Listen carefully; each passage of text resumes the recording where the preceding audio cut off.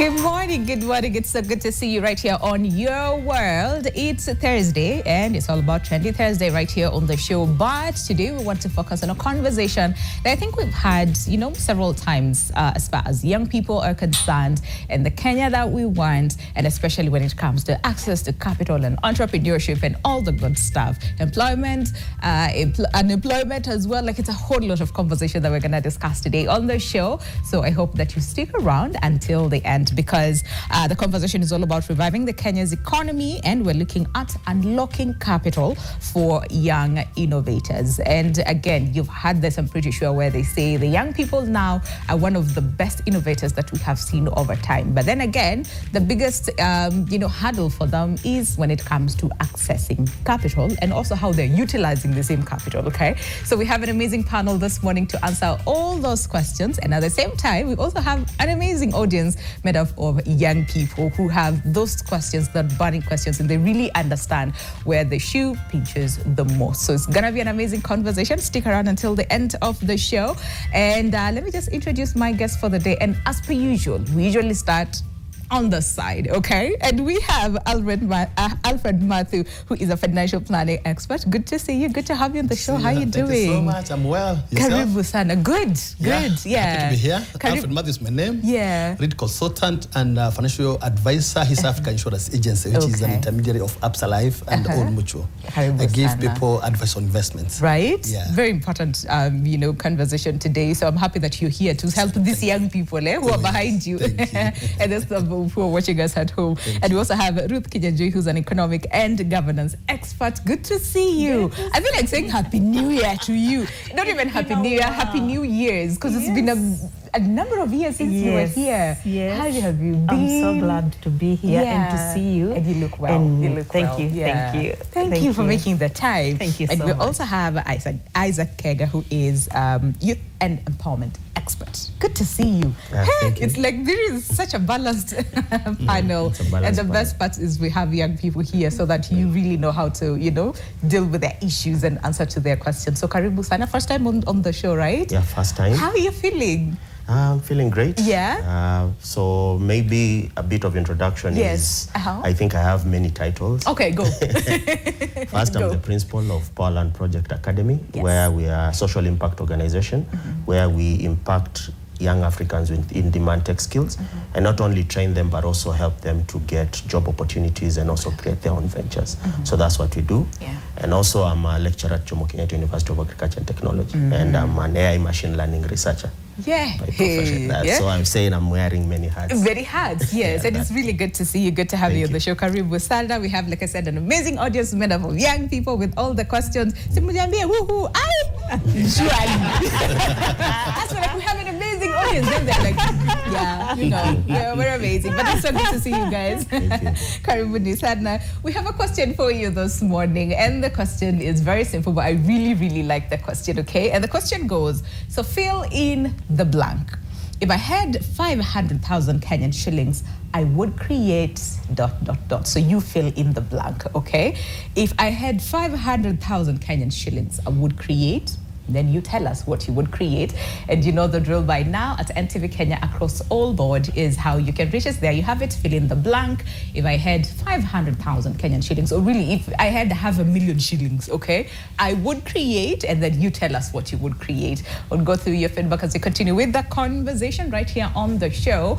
And you can also give us a call. Our lines are officially opened. If you have a question, if you want to, tell us what you would create with 500,000 Kenyan shillings, feel free to do so. Our numbers will be down in just a second. Or better yet, use our WhatsApp number, 0112 500 400, and tell us if you had 500,000 shillings right now, what is it that you would create? So before we go through your feedback, let's start with you, Alfred. So you say you advise people when it comes to investments, right?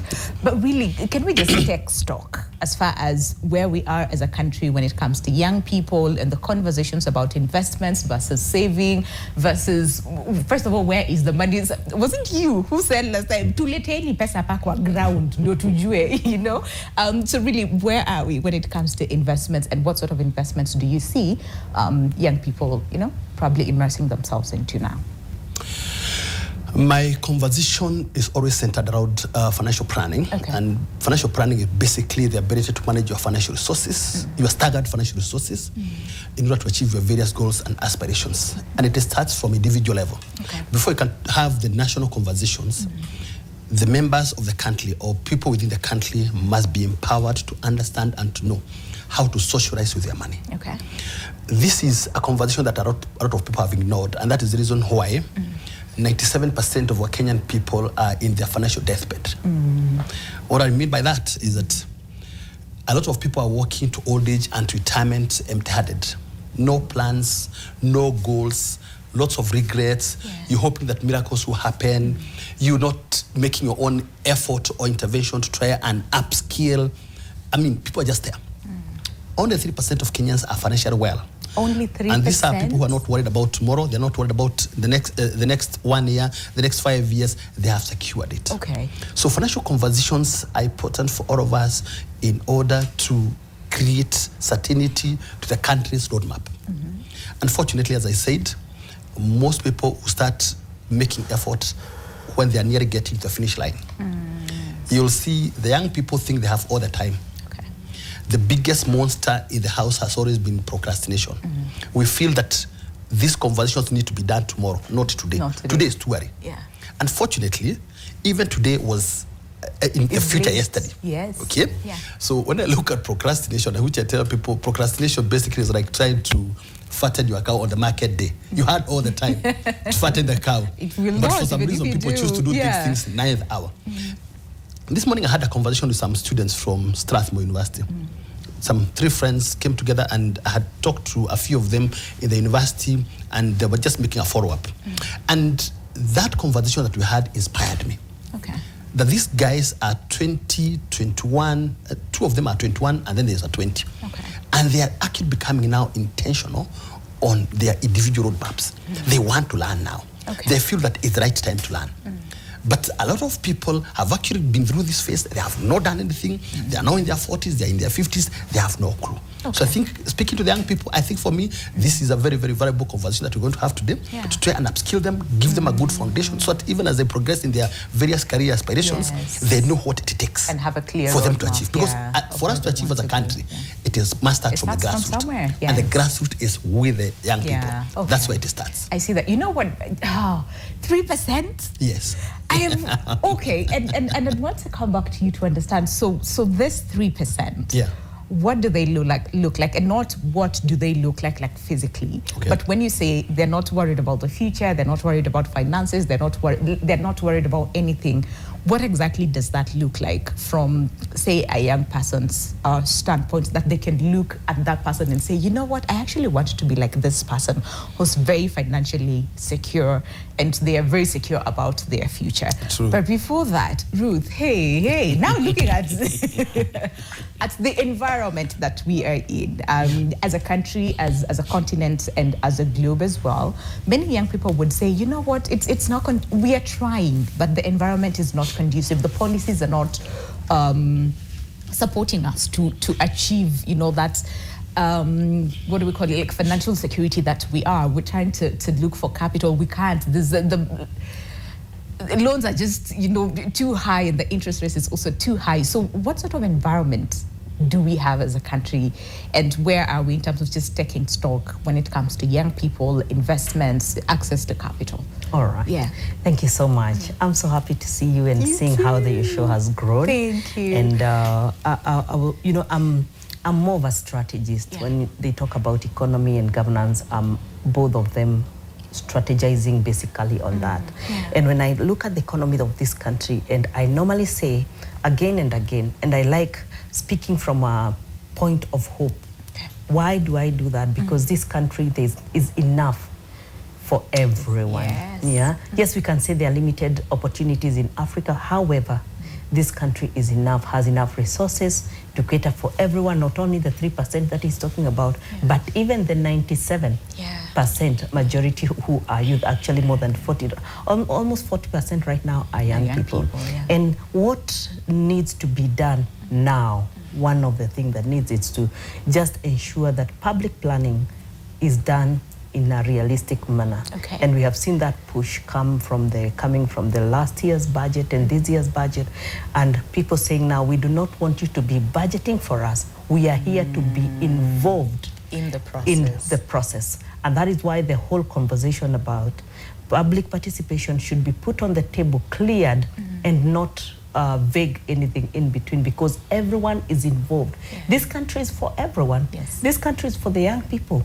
And thanks for bringing all of these young people behind us to this morning, because it's about the future of this country. The future of this country is with generation. Yeah. And there's enough resources. And actually, I see this country's resources increasing every day, because you can imagine previously we did not have the whole of IT infrastructures that we are seeing right now. Yeah. So you can see the resources.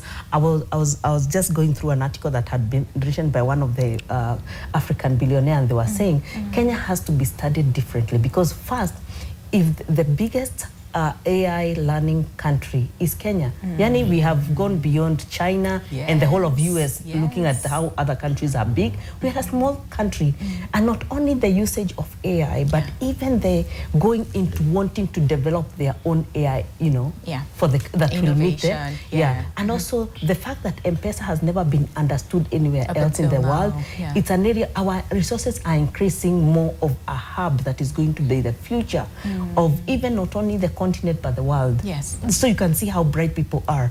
I think, is it yesterday's newspaper? They were looking at a young man who went into the bank, and through 3 platforms he was able to take out, like, was it 11? 11 million, isn't it? Yes. How sharp is that mind? Yes. And he's able to crisscross it through 3 platforms and nanaweka pesa mkononi. Yeah. Of course, being fraud is fraud. Yeah. But even that person should be given an opportunity to.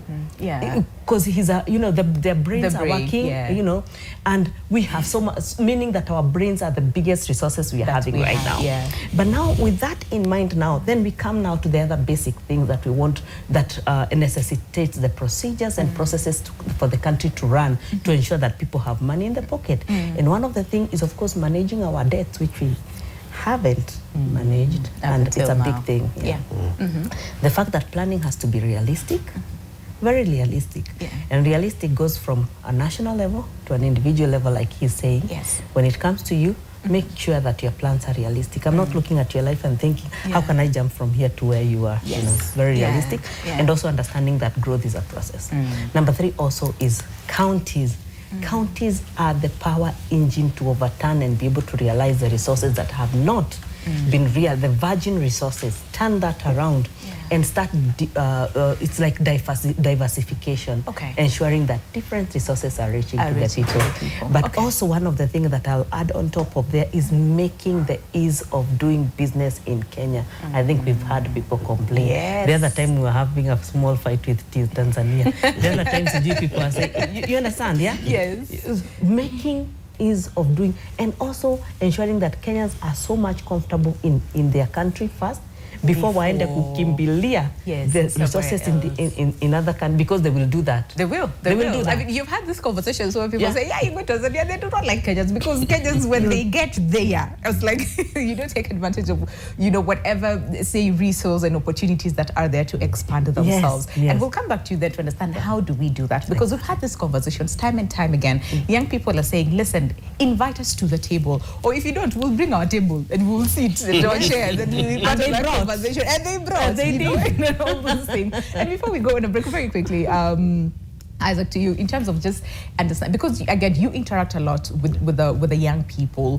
What is it? What is the biggest issue? Because yes, we know about unemployment, we know about you know, the problems when it comes to access to capital. But aside from that, what is it? What is the main issue that sort of prevents young people from, you know, moving forward, and especially when it comes to investments and, you know, just getting more creative and innovative? Thank you for that question. I think the greatest hurdle to young people moving forward with a great agenda is I have 2 aspects which I know they are holding them back. One is the attitude.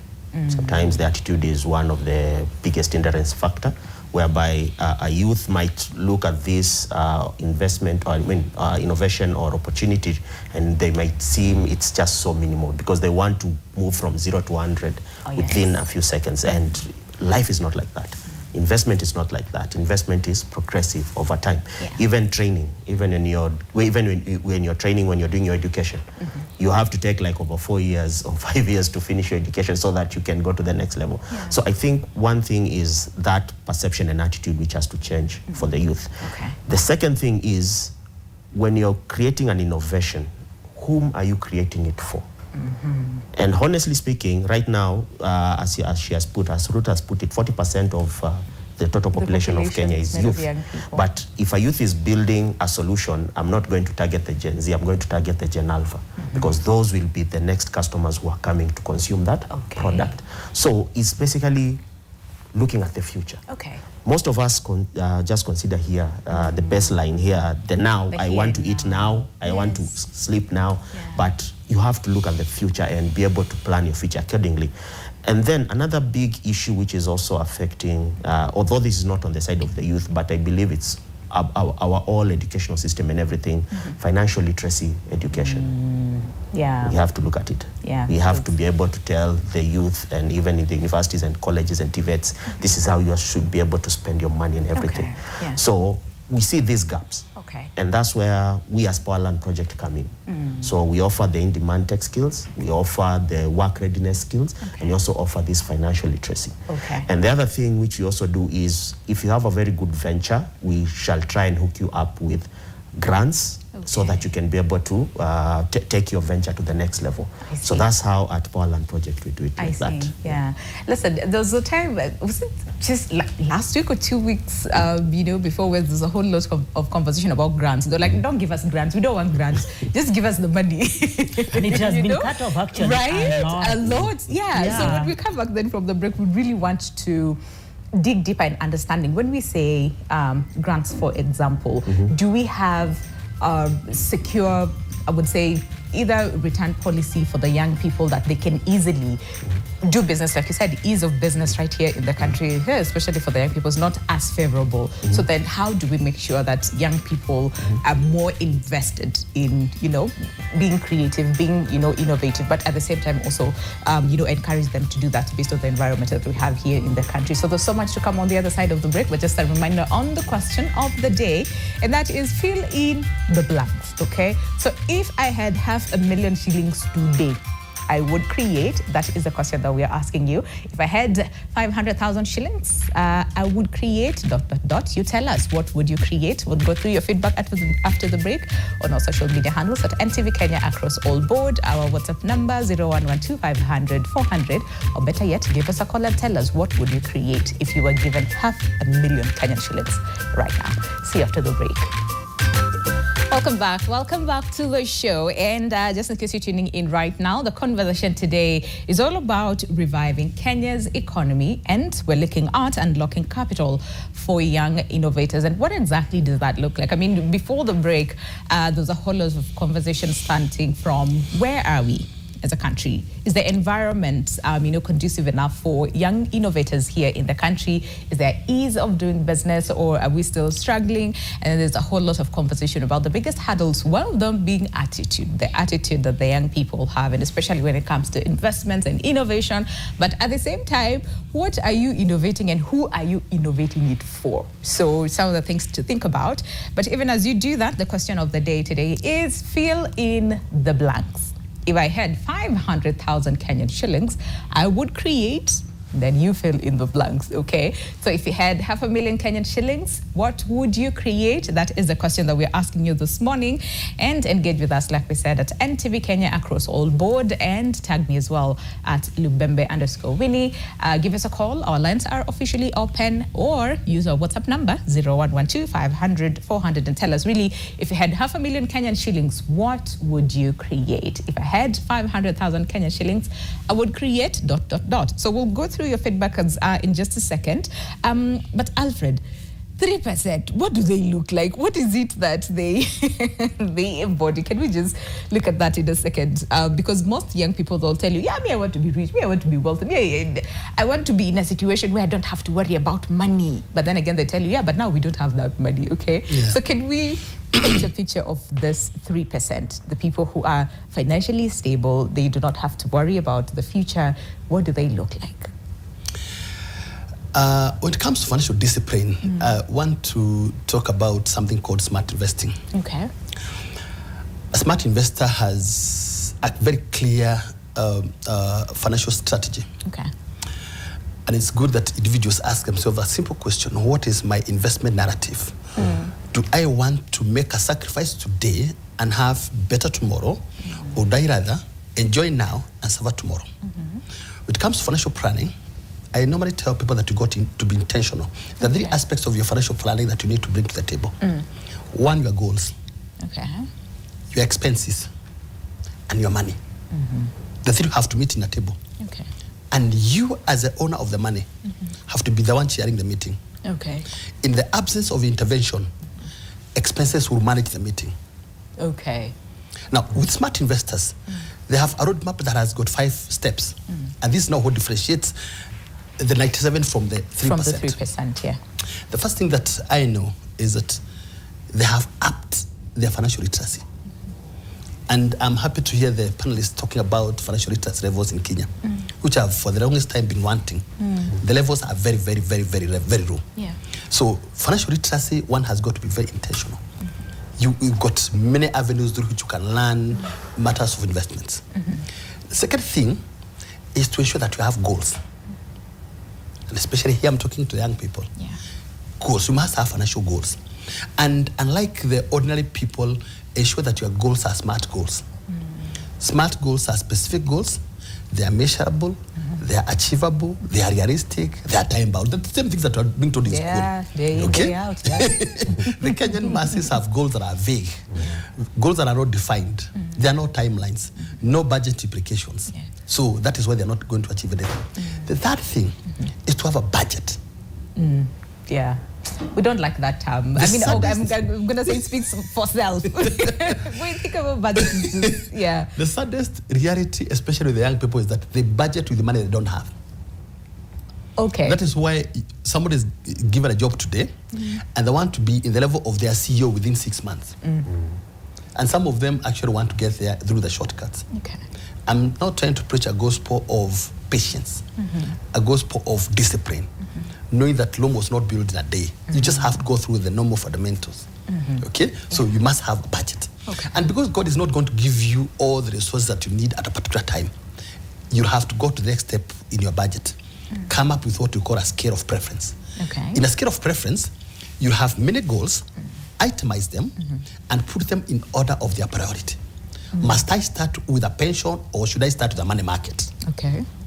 Must I live with my parents until I'm financially stable, or should I jump out as soon as I get a job? Okay? Now, the fourth element, strategy. Okay. A lot of people have very misaligned strategies. You know the end game, you know what you want to achieve.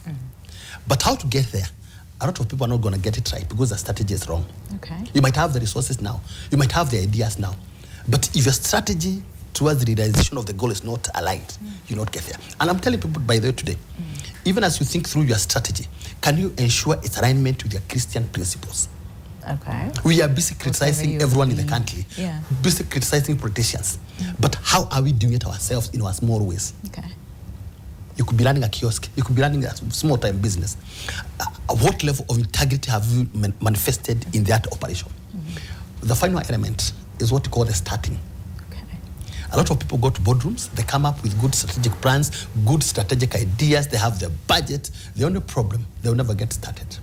What they were saying last year, they are saying it this year, they'll say it next year. The only thing they tweak is the chorus. They are not about to get started. Yeah. So I think for me, these 5 steps will help our people to start now navigating towards what they need to achieve in the long term. Yeah. And it's a conversation for everyone, regardless of your standard of living, regardless of your academic qualifications.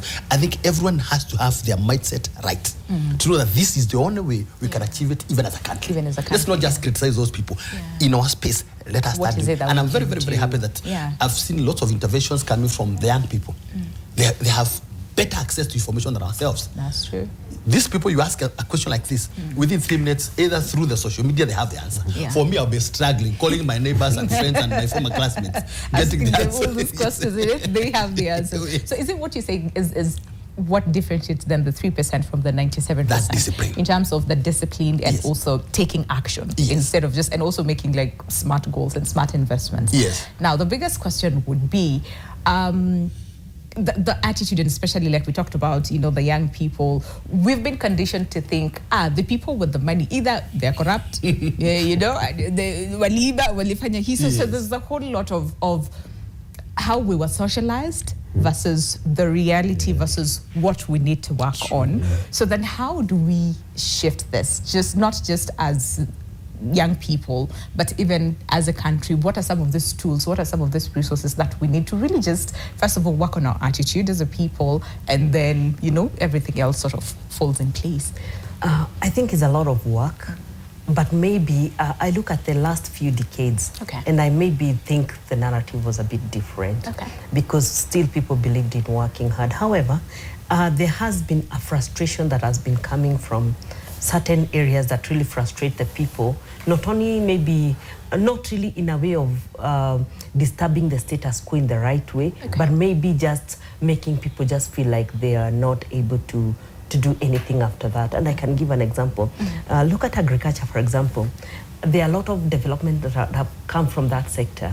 And if that is something that can be adopted countrywide, then agriculture value chains can really, and since, you know, in my era of growing up, I knew agriculture is a backbone of this economy, you know.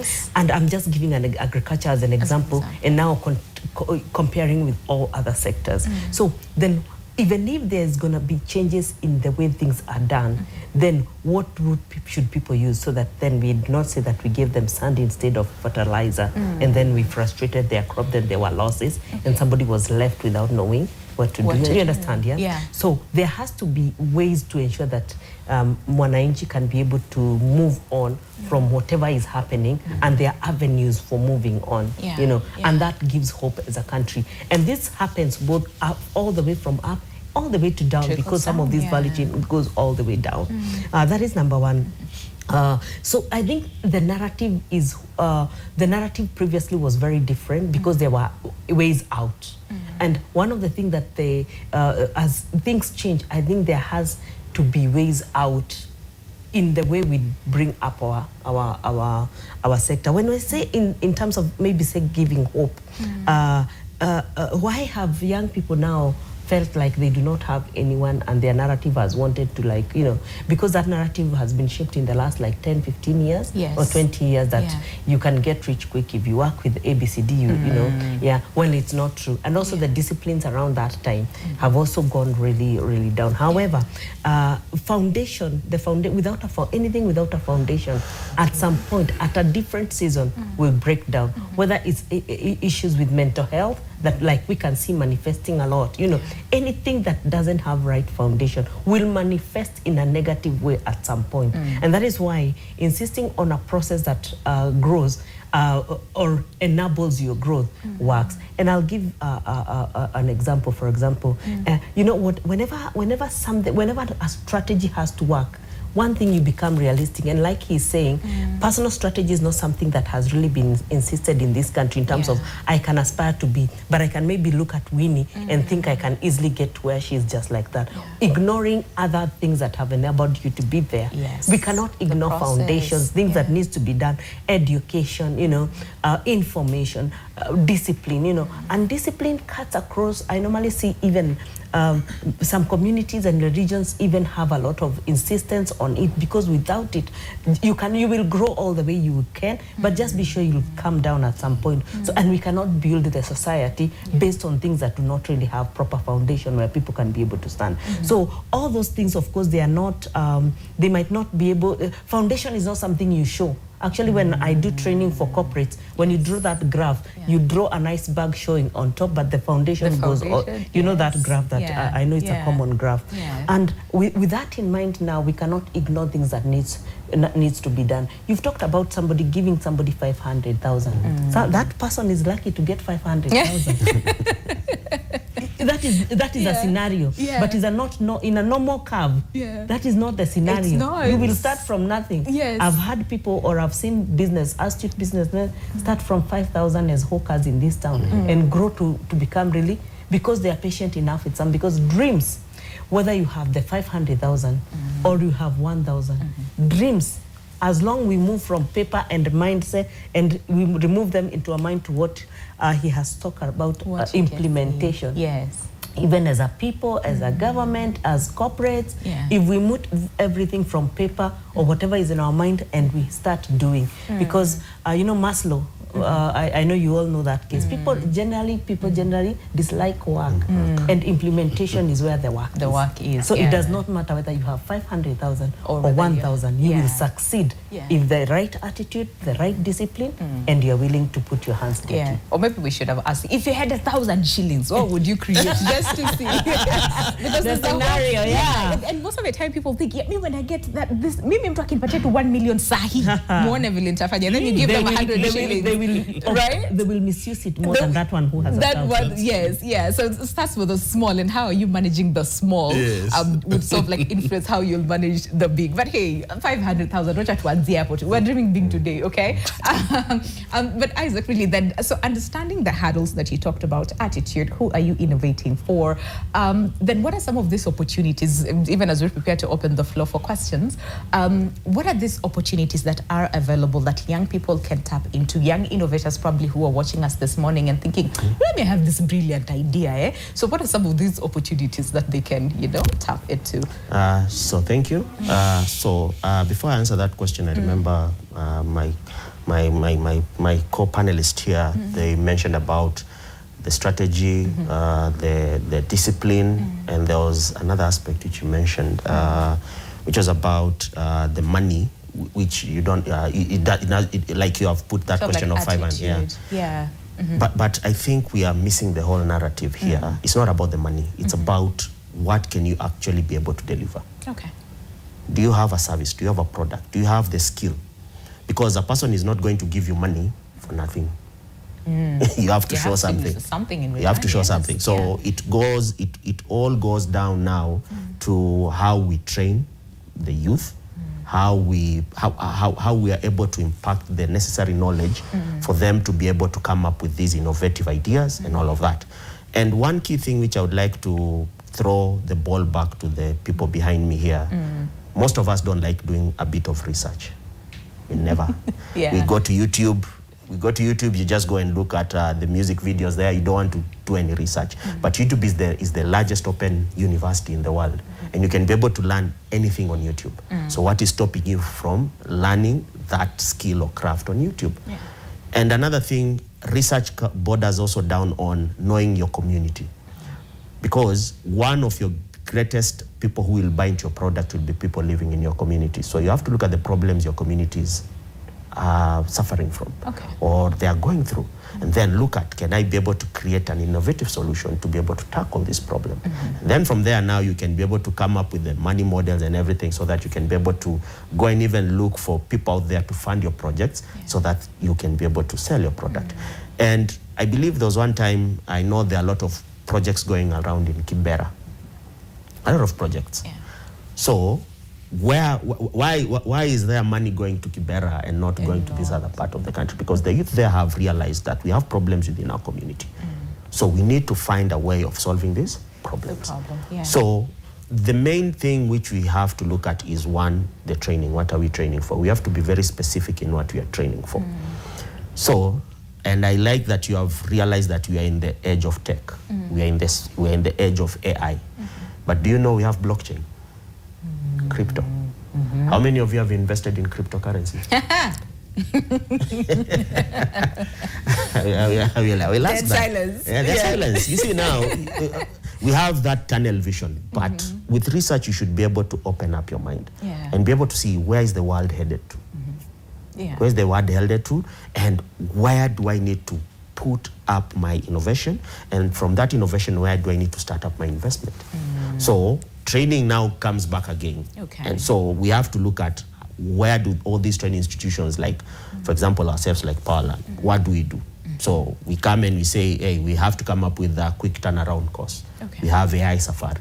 We have blockchain we launched last week on Friday. So we are looking at all these opportunities and we are seeing like this, we need to alert our learners and also our African youth that these are the opportunities that are there. And funny enough, if I talk about the blockchain space, the world leaders in blockchain space are African youth. Look at that. Young people making millions. Me, I'm a millennial. Me, I'm very old, right? I tell people I'm a millennial.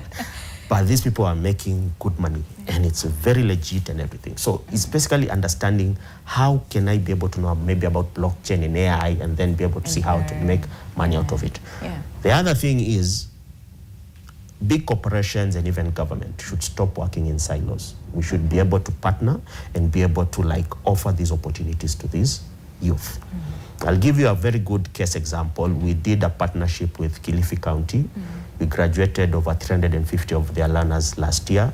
And in our agreement, Kilifi County had to take 50 of these learners into their county digitization program, where they were employed. So you see, when we go to these board meetings and we talk with these people, you see, me, I'm saying I'm not training just for the aspect of training. I'm training so that I can remove this person from the jobless market and give this person an opportunity. So when we come and we sit down with you, I tell you, you want this, but I need you to give me jobs and you give me ventures and everything, so that, and the money, so that this youth can be able to be impacted there. See, there's a thing people say, I mean, we're not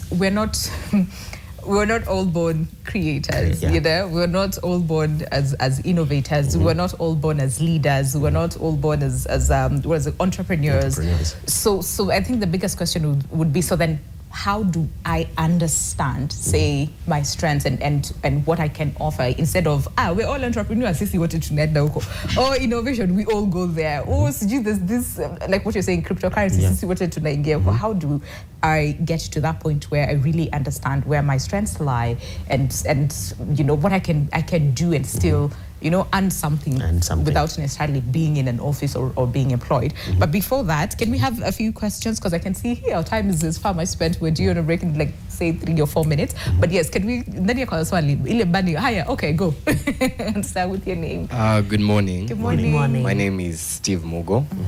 My concern, or I would say the biggest problem is when I go to, you know, actually understand, you know, when you're a kid and you grow up and you start understanding and familiarizing with things, there is someone who had a song, and it used to be ni nani atakaye komboa Kenya, you know. And umze, he's been around. Na hakuna ukombozi amefanya, you know. So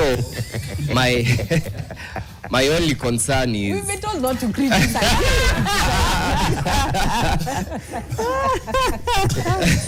Okay, yeah, the gentleman has been there saying atakomboa Kenya, atafanya. There are teachers complaining, there is who complaining, but why my concern now becomes, why don't we create a good platform for everyone, you know? Because juzi they did the affordable housing. Na after wamefanya affordable housing, watu wakafurushwa the next day. You know, people are like, hey, ilikuwa for the plot, you know. She's smile to the camera. But they're young leaders, you know, they're young people who have ideas, and these ideas are working.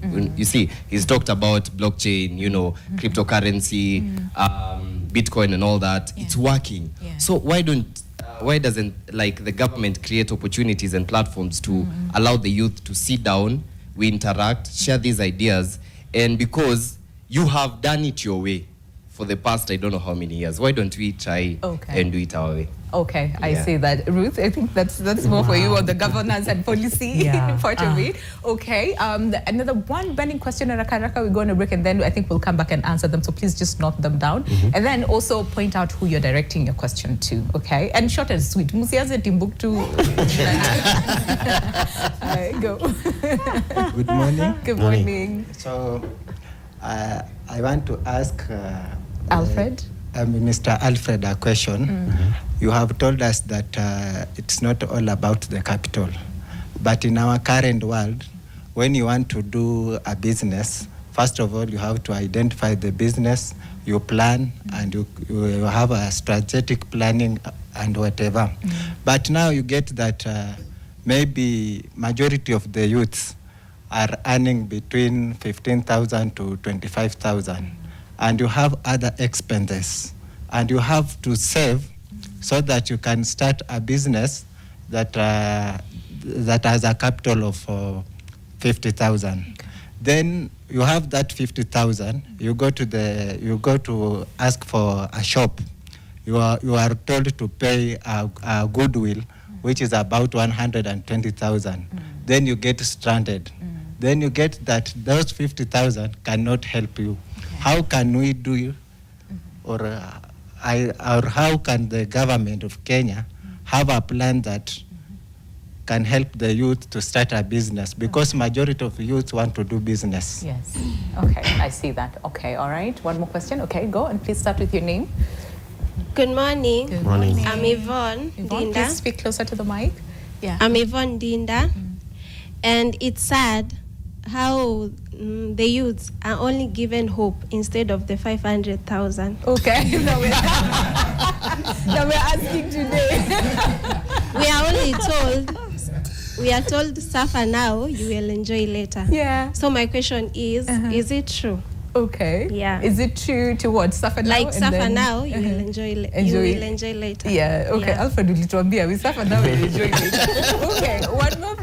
One more person, and then we go on a break. Oh yeah. Okay. Good morning. Morning. My name is Brenda, and mine is, I'll direct it to Mr. Alfred kindly. Okay. We have been told about, I want to changia venye amesema, we suffer now, we'll enjoy it later. Yeah. But as we see, our economic status as a country is not, it's so bad, not like we used to. Okay. Their time they're enjoying now because they suffered those years. But us, we don't have an assurance of enjoying later. Because the country is so messed up. Like, we don't even have, maybe God too, we don't have a future, we don't have any hope. Now, these days, to be sincere, we are living a short, sweet life. Okay. Because the future is not guaranteed. The ground is so harsh on us. Yeah, so I don't know. Maybe Madam and Mr. Alfred, kindly help us understand. Yeah. How can we have an assurance that if I suffer now, and I have nothing I'm saving because I can't even afford to save it, how am I going to enjoy later? Enjoy the future. Yeah. Okay, I see. And Isaac, I would really also want to bring you in because remember you talked about attitude as well. Yeah. So yes, hey, tupumzike kwanza, eh? Then we come back and answer those questions. Ooh, wee. Hey, okay. The question that we're asking now, you're even scared to ask that question of 500K because that's but hey, if I had 500,000 Kenyan shillings, I would create ... That is the question that we're asking you this morning right here on Your World. When we come back from the break, we'll go through your feedback as well. But hey, if you have a question to any of our panelists, feel free to direct them our way as well through our WhatsApp number 0112 500 400, and we'll look at all that after the break. You stay with us. Welcome back to the show, and we're officially in the second hour of the show right here on Trendy Thursday, and we're looking at reviving Kenya's economy and how we can lock, opportunities, especially when it comes to capital for young innovators. And of course, we have young people here with us in our audience and an amazing panel. And we had so many questions before we went on a break, which we'll be answering in a second. But just to remind you, the question that we are asking you this morning, and that is very simple. I'm being cautious with this question because mtu ametuingilia hapa akasema hiyo 500K mnatupe. But really, the question is, if I had 500,000 Kenyan shillings, I would create ...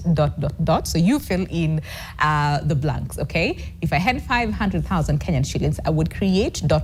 You tell us, you fill in the blanks. A lot of you have a lot to say on WhatsApp. Let me just start with a few on Facebook. So this is Honorable Ishmael Nyaema Rioba on Facebook. Anasema, I would create a job that can employ 6 people. And then someone here says, this is Devi, and anasema job opportunities for the youth because I have already given up. So to create opportunities for young people.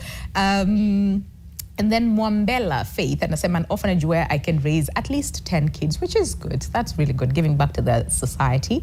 And then Pauline Atieno anasema, my own business. I am tired of looking for a job. Mwingine anasema nini hapa? Yeah, sema sherehe. Yeah, takriye sherehe. Ui. Haya, Odeka anasema a thriving chicken business. Okay. And then Macho anasema a 10% Thanksgiving entertainment to me. and my friends. Entertainment, Thanksgiving entertainment to me and my friends. And then another person says, Halens Donna a studio to start producing. And then still in relation to a studio, Steam Boy, The Dawn. And I would create a studio, photography and video shoot studio, open accounts online via Facebook, Instagram, Space, X, YouTube, and start creating content. And then Franklin Anasema, a business. So keep sending in your feedback. We'll go through them as we continue with the show. But hey, WhatsApp. We have a lot of feedback on WhatsApp as well in relation to the question. And that is, fill in the blanks. If I had 500,000 Kenyan shillings, I would create. So this one says, hi, I really love today's discussion. If I had 500,000 Kenyan shillings, I would use it to launch a pilot for Mama Drop, where an innovative community-centered initiative that ensures safe and ethical breast milk donation, screening, and distribution. This investment would lay the foundation for saving vulnerable infants' lives, building trust in maternal health systems, and providing that with every drop we can nourish the future. Oh, I really like that. I really like that. This one says, if I had 500,000 shillings, I would create a retail shop full of groceries outside and clothes plus footwear inside. Well, where? And then another person says what? Says to me, if I may have 500,000 shillings, I would start an agribusiness value addition hub where then I will be buying produce directly from farmers like tomatoes, mangoes, and processed into juice or even packaged goods. Hey, okay. And then another person says what? Let's see.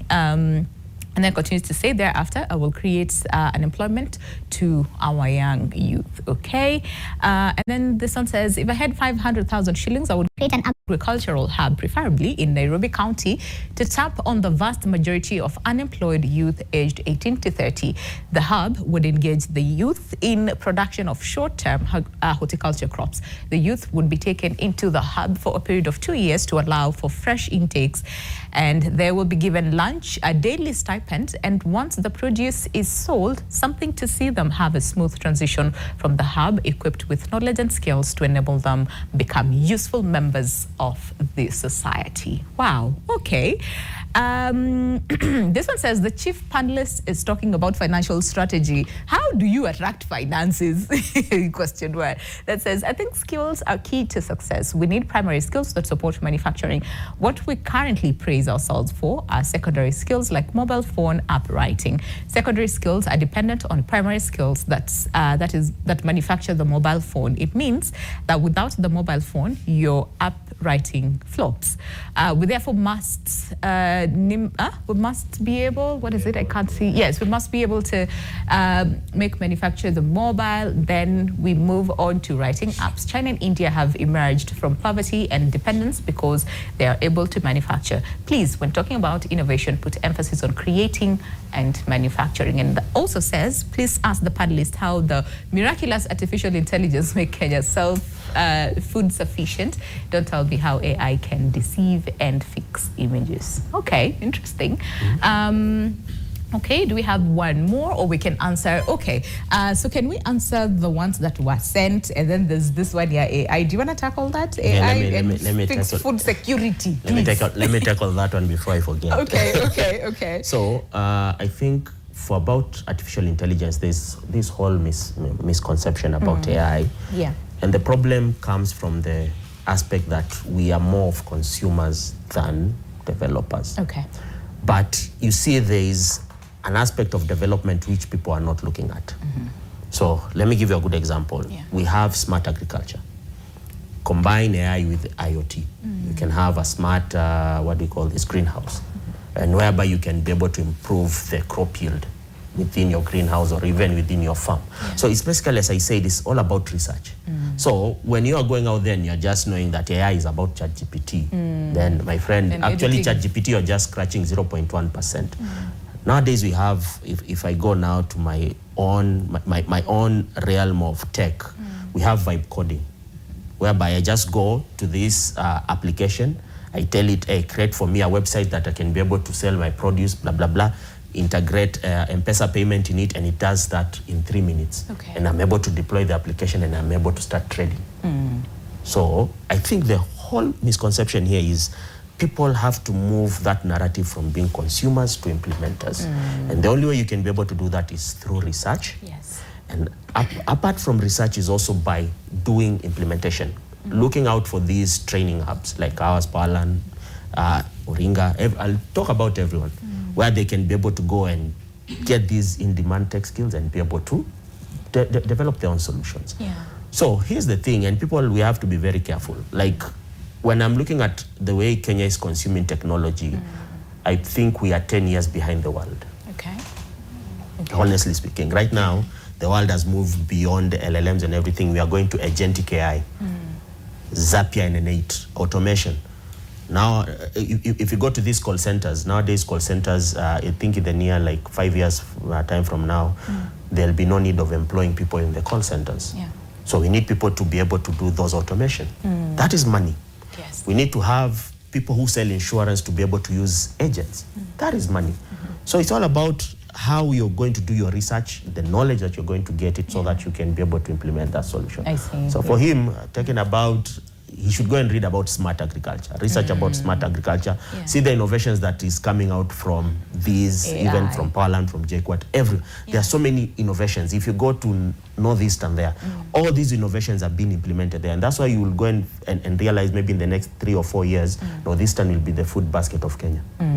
Honestly speaking. Interesting, interesting. And also a shift in attitude like you talked about, because if we are stuck on AI is used for editing images and videos online and creating deep fakes, then we're losing it. We are losing the whole narrative because you can go beyond that. So why are you just sitting here creating memes and everything? And yet there's so much, open your mind. I see. Okay, that is an opportunity right there for you to go research and come up with a solution and return. You never know, could put money in your pocket. There's also another question on primary skills and secondary skills and how, one sort of like influences the other. I don't know who wants to tackle that before we move on to the questions that were asked here. And I think this is more in your domain as well. Okay. Manufacturing, creating. Manufacturing, creating, and I still go back to what I discussed earlier. Nowadays, we have these embedded systems, IoT. And I would really like to talk about the kind of engagement we have had with some partners within Powerland project, whereby I believe even a few weeks ago, there was a competition in Strathmore University, whereby young kids in primary school were making smart applications to conserve their environment through IoT. Now, this is a child who is in class 3, grade 2, 3, 4, doing those solutions. You're here in the university, you're only here complaining that, where will I be able to do all these things? And yet a primary school kid is doing that. So who's fooling who here? Who's fooling who? We have to sit down and really be honest with ourselves. These opportunities are there. So, like, if I look at the whole education system which we have this new tech that is emerging. We have IoT, we have AI, we have blockchain. So it's basically curating curriculums that can be able to see how we can infuse these technologies into our Kenyan context and our Kenyan context problem and be able to give these solutions. And where we are at Powerland, that's what we actually do. And shout out to some of our people who have been able to partner with them in those kind of ventures, and which I really find to be pertinent to our soul as Powerland project. Because by 2050, 1 in every 4 people in the world will be an African youth. Okay. One in every 4 people. Okay. So will be an African youth. Yeah. And you must ask yourself, why do these big corporations from America for tech come here to Kenya? Yeah. The hub. Yeah. A It's lot of people Kenya are talking about the hub here, and even online. Okay. I want to add on top of what he's saying. For example, and even from a national level perspective, I know our viewer said we have to speak more, especially things to say with manufacturing. Yes. But how can we be able to speak more when we cannot be able to influence that from a policy perspective so that there's change? And why am I saying that? We've seen the rise of imports more, even for things that we can be able to manufacture locally. There has not been the mood or even a policy supporting our manufacturing sector. The other thing that has happened also previously, they had been experiencing even organization, even investors opening manufacturing hubs here has been so different because of cost of doing business, cost of electricity, you know. How then are we saying that we can be able to, we cannot continue just talking. We have to be able to take that dialogue to a level that policy can be able to change to ensure that we can be able to incubate the current manufacturing. It's good to talk, but then we have to take another level of action to ensure that we can influence that. And I can say maybe Gen Z were able to take their actions to the street. That's where they knew best. And policies were changed. But without change of policy, then it's going to be difficult. When we talk about maybe what he has talked about AI, look at the university model that has been going on the last, say before even the whole issue of AI coming in the last, say, 5 years, the whole of research and development is something that had been thrown out of the window. When I was growing up, an institution like Egerton was an R&D kind of an institution for agriculture. You know, I think even JK was a really, you know, it was more of a technical kind of research and development. But we can see that had been thrown out of the window because we were not ready to consume the kind of research we are doing. But I can stand here and say it does not matter what we are going to import around the world. We can be able to say that Kenyan needs are very unique. For example, we can never have gone out and imported M-Pesa if it was not benefiting, if it was not fit for our market. So as much as we are bringing other level of issues to deal with us, so AI is here to help us know our needs, you know, find our gaps. And the fact that I normally look at African countries because of lack of standardization. When you go to other developed countries, you find there's a lot of standardization, whether it's in how the houses are built, the logs that are, there's standardization. So you can easily be able to identify gaps that needs to be filled. But without that, then research is not something that should be thrown out the window. And something like AI is something that coming to push research to closer home so that somebody can be in the know and they can be able to fill the gap they are looking for. And localize it. And localize it. Needs, because we really we cannot work, we cannot operate like Europe. We cannot operate like America. We have our own way of doing things. And that is how we will meet the needs of Kenyan and grow our own atmosphere in a different and unique way as Kenyans. I see. There's also a question for you. Selling the young people hope, Nani atakomboa Kenya?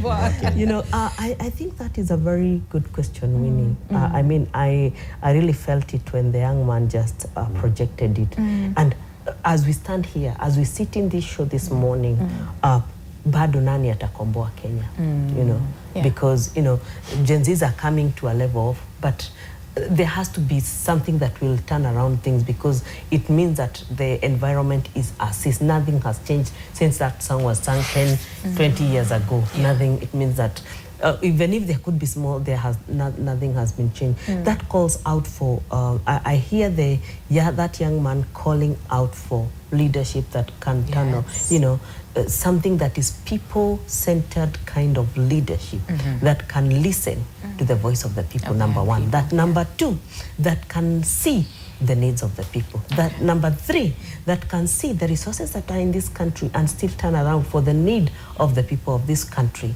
Number four, that can see the strategic nature of Kenya, not only in the continent but in the world, and be able to help that soar to the next level. And finally, number five is who can be able to come and delete this narrative of tribalism, which has been making this country stall for the longest time. Because the reason why we are not, because we are looking at each other's from a tribal or you know, ethnicity kind of narrative.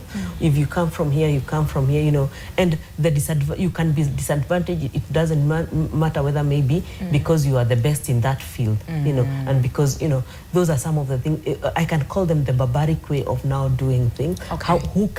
Who is that person who can be able to see some of this high-level stuff that this country needs and turn that around? Change, You know what? I think sometimes also the buck stops with us as a people because, and like you said, over 40% of the population is made up of young people. So I think it's the young people to stand up and say, hey, we're moving past, like you said, ethnical, you know, views when it comes to either leadership or whatnot, and stand and say, we stand for policy, we stand for change, we stand for this. And even when it comes to electing our leaders, you see, they'll say, yeah, 2027, this is what it. So it takes a lot of action into it and not just talking about, you know, what needs to happen, but what we can do as a people. And I think you alluded to this earlier on and said, instead of pointing fingers and say, what is this doing, or who is, what is happening here? What can I do? Okay. And there are several questions for you as well. Would you remember them? Yeah. Okay, go. Which one do you want to start with? I'm taking summary of the two questions, and what I pick from the two, and perhaps something for us to borrow from. We need to start looking at issues of budget, and you're not going to build your portfolio with resources you don't have. Okay. A gentleman called Warren Buffett says that we should be spending the balance of investment. Let me repeat that. Warren Buffett is one of the wealthiest guys that we have on earth today. He says that we should be spending the balance of investment. Okay. What that means is that whatever little hustle that you have and the income or resource that you make out of that, you should work with a budget to decide what portion goes where. According to him, the first 25% of your regular income should go into building your savings and investment cushion. The next element will be 50% of what you make that should now be directed to taking care of your needs. And the remaining 25% will take care of your lifestyle. Let me explain a bit more. Okay. The 25% that will take care of lifestyle, we're looking at expenses that are not mandatory, but which generally make people comfortable whenever accomplished. That's why we talk about black tax. Black tax is not a basic need. No one is going to dictate how much you're going to give your siblings, your parents, and all that. Yeah. And by the way, I want you guys to get it right. We want to support our parents. We want to support our siblings. We want to support our relatives. But you must be conscious of the levels of support. I had a sitting the other day with a certain girl that is nearly committing suicide. This is a very, very young lady that is working. She's 26 years old. When she started working, the first obligation she was given by the parents was to help them sort out a debt they were having with the cooperative bank. So she took a loan, and which was supposed to pay within 2 years, and took that loan to help the parents offset the loan that they were having, and they were actually defaulting. The saddest thing is that on the 6th month of repayment, the parents took another loan. You see, you've taken a loan because your parents are a bit elderly. You're thinking, my dad is 60, my mom is 58.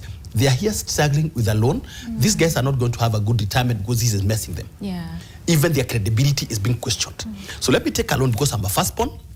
I use that amount, pay off the debt for my parents so that they can settle a bit and have a bit of peace at home. Be comfortable, yeah. So when she took that loan and cleared the debt for the parents, without her knowledge, the father went back and took another loan. And 60 is not young. Now you're asking yourself, Parents should not be telling us they're 60 years old. if there are enough things to focus on, is this the only thing that you're going to be focusing on? No. That the only thing you're going to be doing with your money is focusing on debts of your parents or your siblings or your relatives. So the 25% will take care of the black tax if it must be done. It will also take care of tithing. For those that are of Christian background like myself, tithe you're not compelled by anyone, just by God himself. So you decide to abide or not. That comes from the 25%. Okay. That is why you have your road trips. That is why you have your bashes. That's why you have your parties, sherehes, all those things. Yeah. They will come at the bracket. When you want to upgrade your phone, the money should not come from the investment element. It should come from that The lifestyle 25%, portion. Yeah. Okay? When you want to even buy a car, it should come from that account. So I hear people asking me, at what point should I buy a car?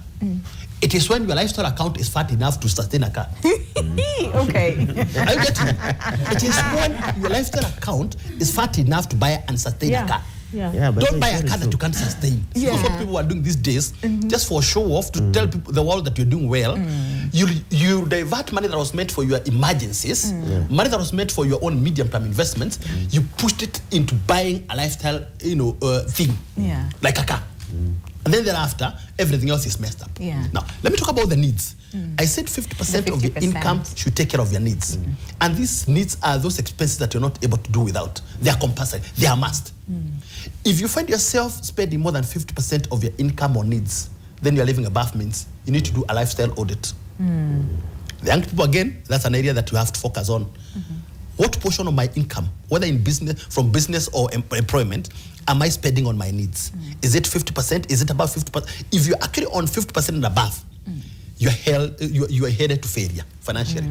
Now, the first portion I said of 25% that will take care of your savings and investment, it will be broken down into 3 elements. The first 20% of the 25 will be your emergency fund. And here we're looking at money that can actually sort you out in the event of an emergency. You should work with a threshold of 3 to 6 times of your monthly financial requirements. Let's say, for example, Winnie needs 100,000 shillings to manage her financial affairs in a month. She will need to work very hard to build an emergency fund with a threshold of 3 times, which will be about 300, and stretch to 6 times, which will be about 600. So in month, this fund of between 300 to 600 will sort her out. The next portion is 50% of the 25 will be for your medium-term investments. You know, the young people, a lot of them desire to own houses one day. And I've actually lately been meeting a lot of them, and they tell me, you know what, I want to buy my own house. I want to build my own house. I want to buy an apartment. I want, you know, they have such good dreams and goals. But the question is, buying that apartment will cost you maybe some 7 million, some 8 million, some 10 million, some 5 million. You are not earning 7 million shillings in a month. So the only connection between your regular income and that goal is disciplined contractual investment, and which will take a few years. Could take 5 years, could take 6 years, could take 10 years. And you must work in a structured way and discipline and focus that I want to own a house in the next 10 years.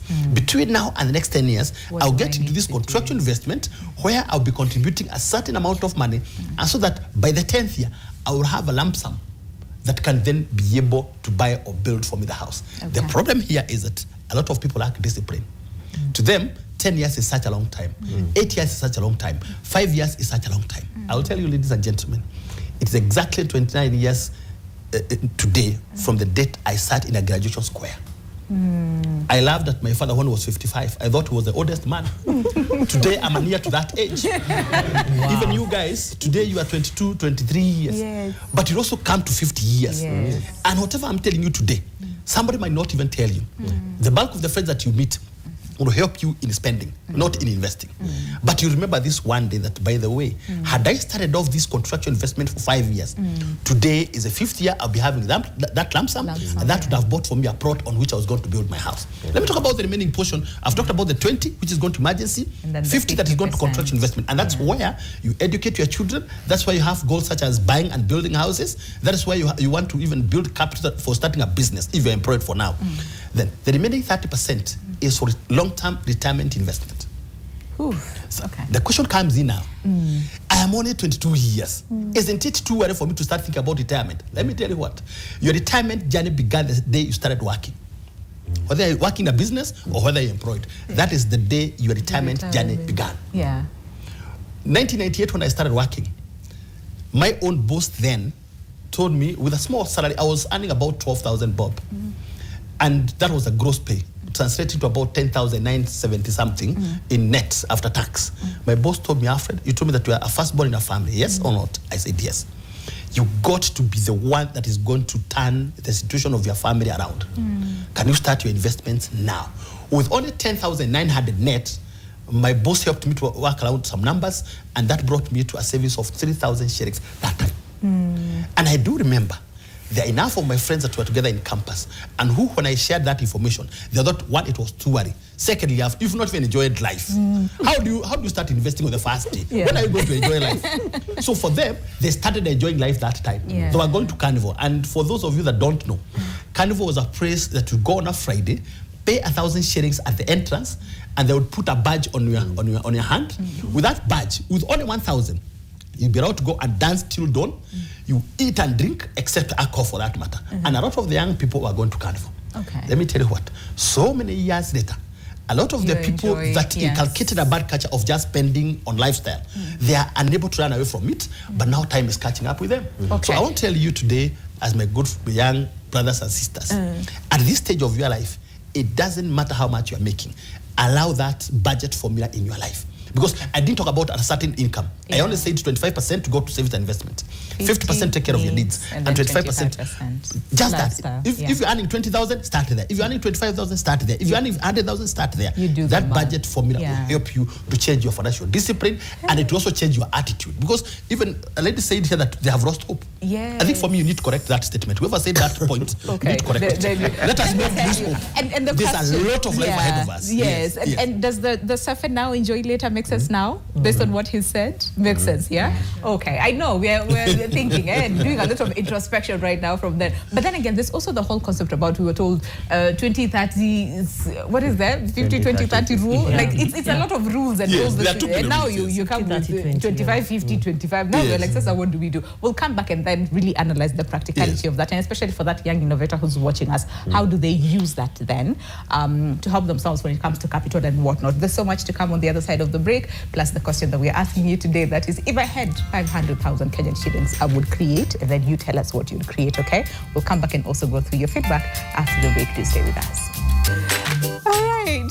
Welcome back. Let me tell you, because we're the conversation today, all right? And it's all about reviving Kenya's, I don't even want to say economy at this point, okay? Where we are at, and especially as far as the young innovators, are concerned, and their access to capital, what is it that we need to do, okay? And the question that we have for you is very simple, and that is, if I had 500,000 Kenyan shillings, I would create, and then you fill in the blank. So a lot of you have a lot to say. We have some on WhatsApp as well, and our WhatsApp number is 0112 500 400. So let's get to see what some of you are saying. So this one says, good morning. If I had 500,000 Kenyan shillings, I would launch my system for digitization of a tree planting farm that would not only create employment to my fellow youth, but also sustain a greener atmosphere and ecosystem for both humans and animals the same. I have already created a formal proposal for this project. Funding is all that stands between me and the implementation of this noble project. Okay. And then someone says here, I think you're talking about yourself and those with big income. Can you talk from a perspective of a youth earning 15,000 Kenyan shillings, paying rent, transport, and all that? How can you save 25%? He talked about it and said, you do the math with your 15,000 Kenyan shillings. You can, it's possible. Hi, someone here says, good morning. Kindly, in a nutshell, can anyone into cryptocurrency explain to me the roadmap towards achieving financial freedom through it? Because I'm a youth and I would really love to invest in it too. I think, Isaac, this is more of your forte. And then someone says here about getting the 500,000 Kenyan shillings, or is it Amianzia Jew? Okay, all right, says, hey, good morning. Oh no, that's not it. Okay, so it says about I getting the 500,000 Kenyan shillings. Firstly, I would purchase a land at remote area at around 200,000 to 300,000 Kenyan shillings. And then I start farming, like planting skuma, spinach, managu, potatoes, tomatoes. And since these are like basic needs that people can't live without eating. Then I employ a few youth to be watering them, and then the rest of the money I buy 2 motorbikes, and then I employ youth. So daily I'll be getting more than 2,000 shillings. And then says business is not more about having more than 100,000 Kenya shillings. No, it's about mindset. I started mine ya kuuza mayai smokies na only 5k. Sai nimeajiri kijana na mimi pia nauza mayai smoky na bado mimi ni mwanafunzi KMTC in Makindu. Nice. That's fantastic. Well done. That's really fantastic. This one says, good morning. I'm enjoying the show from Nairobi. Okay, thank you for tuning in. And then we also say, yay, thank you. Is it the one? Oh no, it says, good morning. Kindly in a nutshell, can anyone? I think we did. Yeah, we did that. Yeah, we already went through that and says thank you. Okay, and then a lot of you have to say on Facebook. So this is Linda Otieno anasema, if I had 500,000 Kenyan shillings, I would create a spare parts shop that my husband has been dreaming of. Okay, and then okay. Wengine anasema, this is Bakora KE, anasema business ideas are many. The only problem is the patience and the ability to sustain it. And then another one says, I think we went through that. Huyu anasema, Aki, I'm not even sure to read this, but says they would create build a church and start stealing them slowly in the name of the Lord. Attitude. We've been just told about attitude, surely. Attitude just now. Hiya. Another one says, this is Lizzie Tai, who says, my own business, but first and foremost, table and budget it first, what you were talking about, budget. And then someone here, Anasema, this is Chenny Vinci, who says, I would create a network of businesses, self-cooking restaurant, farming business, horticulture. And then Alex Raila, Anasema, I would start a boutique and a salon shop for my beautiful wife, which she really dreamt for. Oh, that's sweet. That's beautiful. And then mwingine anasema, if I had 500, I would create just one question. Where did I get the money? I mean, listen, well, yeah, okay, I see. Okay, do you have more questions? Because again, I can see your time is far much gone in. We need to, talk about that moving forward. Now that we understand where the problem is, how then do we move forward, okay? Who has a question? You do? Okay, go. Short, eh? Okay. Good morning. Good morning. Yes, still morning. So my question, my name is Alvin, and my question is directed to Isaac. Okay. So in the world of social media, kuna hii pressure ya forex, sindio? And so Isaac, I would like to ask you a question. Do you think adaptation of cryptocurrencies, such as like Binance, can provide a better way of giving Kenyan youth employment, investments in order like to stabilize the economy? Okay. Yeah. All right. Yes. Meshika? And if yes, how can we ensure that it benefits the economy rather than destabilizing it? Okay, all right. Can we take like 3 and then we just answer them pamoja? Okay. Yeah, I was wondering. Okay, go. Good morning, everyone. Good morning. This is Mrembo Mcheshi Kananu Catherine. And I have 2 questions directed to Dr. Alfred and Madam Ruth. Dr. Alfred, you talked about the young people maybe trying to reach the level of a CEO in a span of a very short time. And I am asking, how can we bridge that gap between now the older generation and now maybe the younger ones, the Gen Zs and the like? Because when you look at the working environment, we need each other. They are, the young people, they are smart brains, sharp brains, and they are needed. Like when there is a solution that is being looked after or upon, the young people have it in their fingertips. But at the same time, you realize that they may think that these older people, they're just boring. And I believe the way Dr. Halfren said that they use shortcuts. They may want to use shortcuts to reach that level. And I believe that using shortcuts, it's like trying to say, you people, you need to leave the office for me. Or, I mean, the mindset. The mindset that the young people have. But now, we need each other. The young people, the older generation, all of them, they need each other. There is something that this young person has that the older person does not have. And this older person, maybe in terms of experience, working experience and all, he may advise these young people, like we need each other. How can we bridge that gap? And then, Madam Ruth, I'm still on this young brain, sharp brain, who went away with 11 million. Like, this young brain, there is a brain somewhere, and that is the reason why this guy was able to get that money. Okay. And now, kama vile Waswahili wanasema ya kwamba yakimwagika hayazoleki, yashamwagika, but now this is someone that can be used. This is a brain that can be used to shape Kenya, maybe to bring something positive, because someone said that this person who caught this other one, those two, there is a way awako mbali.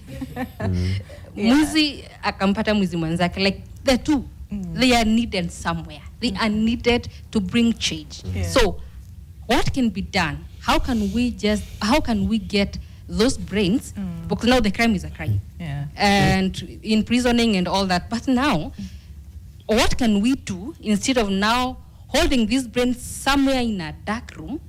and using it, Okay. maybe to bring a positive change. Interesting. Yes. Can we answer those first, then we'll come back for another round? Okay. So I think 2 questions for you. One was on cryptocurrency, and how to go about it, and then Yeah, so on the aspect of cryptocurrency and also blockchain, for me, for now, I would like to hold my comments on Forex and everything. I wouldn't want to go there. I wouldn't want to go there. Yeah. But on the aspects of cryptocurrency and blockchain, I think we need to demystify this whole aspect because there is Web3, and then there is blockchain, and then there's crypto. And when you're looking at Web3 and blockchain, there's this aspect of smart contracts. So it's not only investing in crypto, but also looking at the way the world is going, we are going into smart contracts, decentralized finance and everything. Yeah. So there are many opportunities there where we also need people who can be able to develop smart contracts and develop those decentralized apps so that people can be able to use. So it's not really about investment. So to cut this long story short, we usually have a blockchain community at Powerland Project. So you can join that community and you'll be able to interact with the various minds from that whole community. And you also have a course that is totally free, which will now demystify all those aspects of crypto and blockchain and Web3. And you can still be able now to start developing these apps on yourself. So instead of telling you go and invest in Cardano, or go invest in Zamanan, or go invest in stablecoins or things like that, why don't you join that course and be able to learn all of that in a few, so that it can be able to demystify your whole mind, because there are so many moving parts in there. Okay. Does that answer the one who was asking on WhatsApp as well? Yes, still same with her or him, because if we now go to talking about blockchain right now, this will now be another 2 hours of another show. Of another conversation. For another conversation. Okay. So it's all about knowing which blockchain community in Kenya can I be able to join. We have one in Powerland Project. We also have a blockchain course, which is now talking about all these things. Okay. And also showing you how to build these dApps. All right. So it's a win-win for everyone. Yeah, and earlier on you also talked about doing your research, because again, for cryptocurrency, I'm pretty sure we've all had, all the stories, because people didn't do their research. We all say this thing is fake, it does not work, and all those things. Yeah. Okay. How do we harness the brilliant minds instead of locking them in a dark room? Thank you. Thank you so much. Yeah. And I like from where she's coming from. She's saying every generation needs the other. Yeah, Gen Z need millennial need those baby boomers. We all need each other. Yeah. And for continuity, succession planning is actually by needing each other, knowing that they might not be able to cross without the other. So I really like from where she's coming from, and the attitude that she's got. She doesn't have to push somebody out. She needs to be handheld to get there. So that is really good. When it comes to the brilliancy of this country, of the youth in this country, one of it maybe we credit to the change of the education system, which happened like between the last 20 years, the free education, the fact that in universities were many, and people are brilliant. The other thing also is the issue of research, that people are so inquisitive. They want to know what's going on, and in the rest of the world. And also the fact that people, I like the Kenyan attitude. The resilience comes without the issue of not really getting comfortable. There is a lot of pursuance of education. If you look at the generation, whether it's millennial, those people are educated. They have gone through all their bachelors. Most of them are doctors and all that. So with that in mind, we have to understand our people. And now we have even a brighter generation coming in as Gen Zs, who will not take no for an answer, which from a productivity perspective and from a resource perspective, I look at that as Kenyan's biggest resource. People, it's people. And this young man who was in the newspaper, as much, of course, he was taken, you can be able, he said that they were having a tussle of contractual issue. So he was feeling cheated. A generation had cheated him, maybe for feeling that he's younger or he does not deserve or things. And there's a lot of that undercutting also in our society, apparently. And the reason he did whatever he did, because somebody pushed him. But maybe from a court perspective, that might not be able to be demonstrated or even defended in a way that can be. But now, that is a bright mind. We've had all these issues about his university, JKUAT, and how those smart brains, and also we've even had cases of banks, and I know there were cases early this year when we saw a young lawyer being taken to the bank for they had siphoned through a staff account, a huge amount. I think it was almost 1 billion plus, you know. So what do we do with this? It's a problem.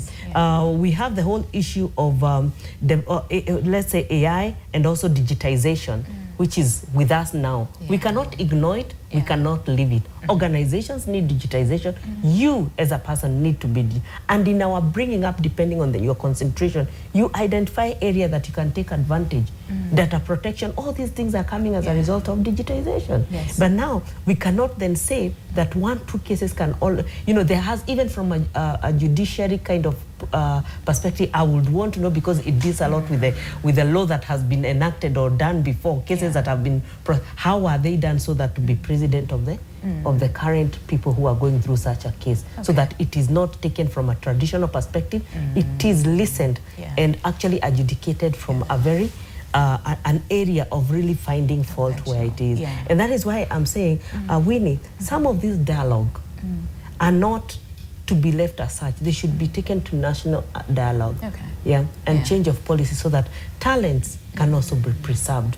And also employers or whoever is having such young people, you do not take a contractual advantage. Okay, I see that. Thanks, Ruth. Though someone who says, "Nyinyi mnasema hivyo juu mko na mapesa mingi, bonge mtu kwa 15K and the whole budgeting and whatnot." Just to put it straight, and also again just to contribute towards, you know, she was asking about the cross generation and how can we work seamlessly together to support one another, because we can all learn from each other. That was a very good question that you asked. And in my office presently, I'm working with a number of young people. And some of these guys, how they found their way to my office was rather amazing. I've talked to many institutions, you know, on financial planning matters. JQuat being one of them. I've talked to USIU. I've talked to Strathmore. I've got a young man that is working in my office. And we started off a very interesting conversation with him before I gave him this job. He had been my follower on the social media and especially on the LinkedIn. And one day he told me that, Mr. Madhu, if you can give me a job in this organization, I'll help perfect your visibility in this platform. And I listened to the young man and even what he was negotiating for. Just give me 10,000. I'll make a difference. Let me tell you what.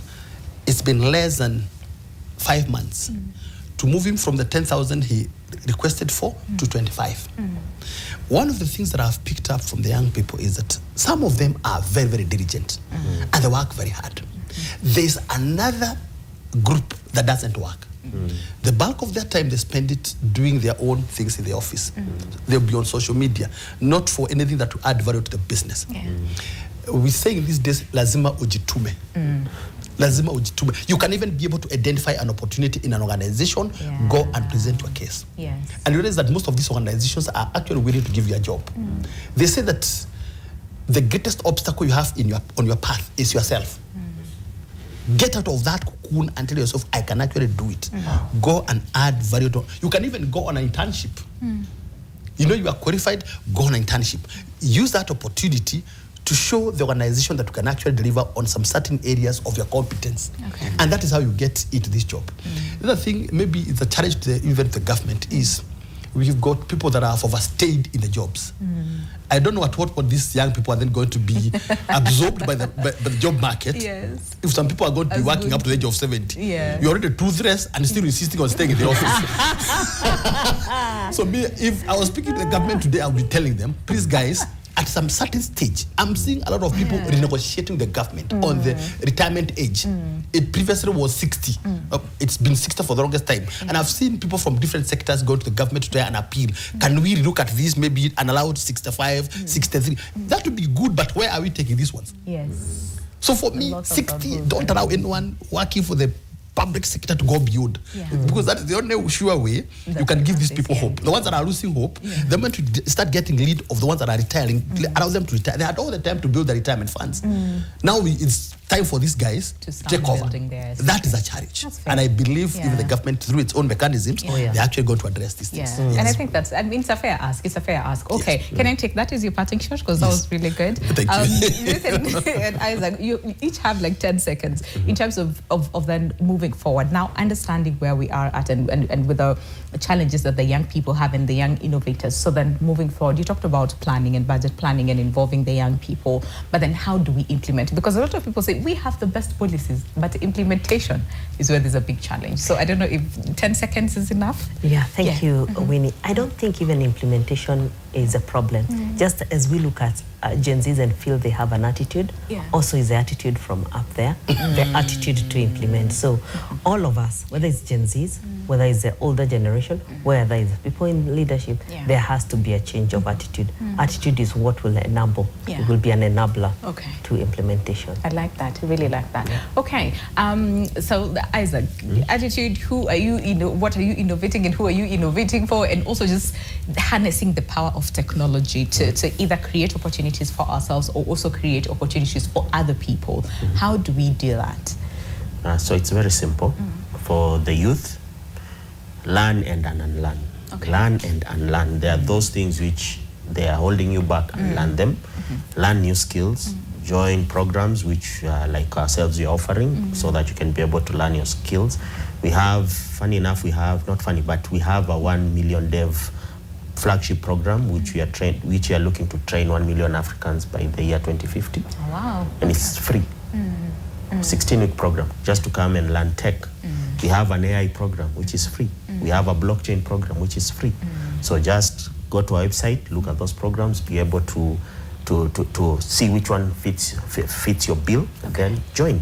And also join our community. We have a community where you can be able to interact with various people and various youth from across Africa, not only Kenya, and also have the talent hub. So if you're looking for a job opportunity, also join our talent hub. You see, now we had that thought process. It's not only training, but also the jobs. So our pipeline.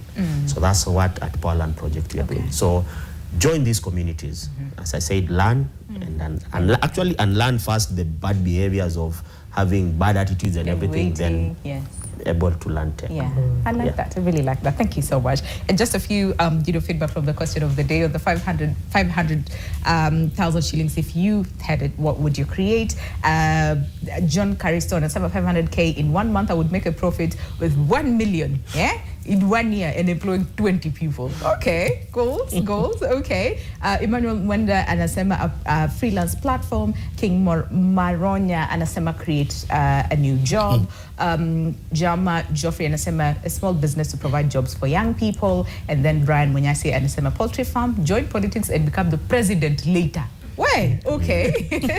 And then Liz Sheikh anasema change my mama's life. Oh, that's beautiful. That's really beautiful. Okay, so 1 or 2 from WhatsApp. Let's hear what you people have to say. If you had 500,000 Kenyan shillings. Okay, can we have it back here so that we see? Okay, Martin here. I'm enjoying the show. Can the guy again repeat those courses he has suggested? Thank you. And say my name of that website and where can we learn? I think, Isaac, this is for you. And then one more. This one says, I think the way to revive Kenya's economy is by exporting goods more than we import. And again, look, that period of Corona, we spent millions of money to buy masks from foreign countries. And then after a short period, the president by then encouraged us to make our own mask. I think we saved a lot of millions. Look at oil in Turkana County. We should not let foreigners to mine it at cheap price. And then after they have processed it, they sell it to us at high prices. We should deal with it as a country by processing it ourselves, and by this many youth will be employed. And if youth are employed, you can't see us demonstrating on the roads, since we'll be busy with in our works. Through this, Kenya's economy will be revived. Okay, and then this one says, if I had 500,000 Kenya shillings, I would create a retail shop full of groceries outside and clothes plus footwear inside. Okay. All right. Fantastic. Okay. Thank you so much, guys. That was really good. And now we go home with a lot of, things to think about and food for thought. Whatever suffer now, maybe later. Now you've made sense. Okay. Very quick on the website and the courses the that website, you talked about. just go to powerlandprojectafrica.org. Okay. Powerlandprojectafrica.org. You'll get the website there and all the courses which you can want to join. Okay, fantastic. Thank you so much. Those Isaac Kega Mwangi, Youth Empowerment Expert, Ruth Kinyanjui, Economic and Governance Expert, as well as Alfred Matthew, Financial Planning Expert. Thank you so much. Really, really insightful conversation we had today. Thank you so much for the questions. I hope mumejibiwa and you go home feeling happy today, okay? So we'll see you tomorrow on Entertainment Friday. But until then, stay safe. God bless. My name is Winnie Lubembe. See you tomorrow. Goodbye.